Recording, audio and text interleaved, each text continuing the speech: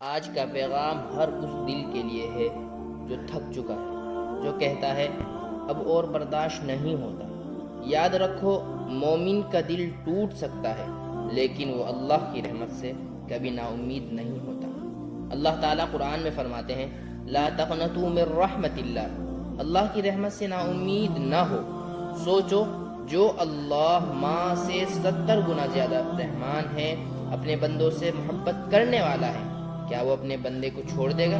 نہیں، کبھی نہیں چھوڑتا۔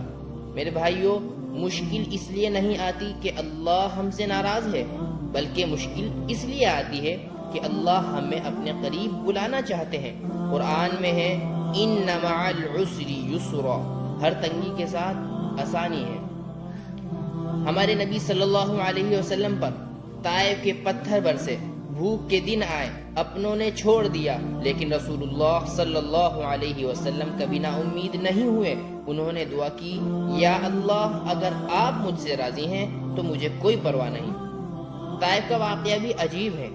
وہ یہ کہ جب نبی کریم صلی اللہ علیہ وسلم کو پتھر مارے گئے، جسم سے خون بہ رہا تھا، اس لمحہ اگر آپ چاہتے تو آپ صلی اللہ علیہ وسلم بد دعا کر سکتے تھے، لیکن آپ صلی اللہ علیہ وسلم نے کیا کہا؟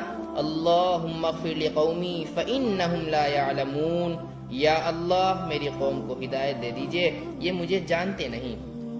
یہ ہے امید، یہ ہے اللہ پر یقین۔ سوچو، جب نبی صلی اللہ علیہ وسلم مایوس نہیں ہوئے تو ہم کون ہوتے ہیں نا امید ہونے والے؟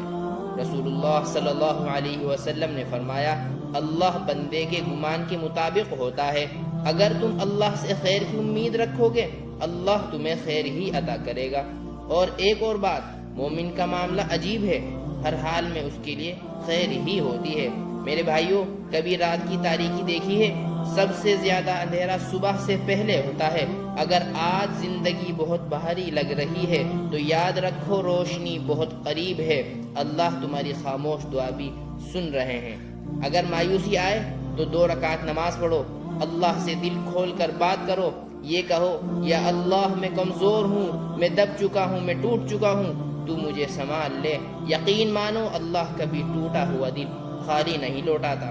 یا اللہ ہمیں مایوسی سے بچا، ہمیں اپنی رحمت پر یقین عطا فرما، اور ہمیں صبر اور شکر دونوں نصیب عطا فرما۔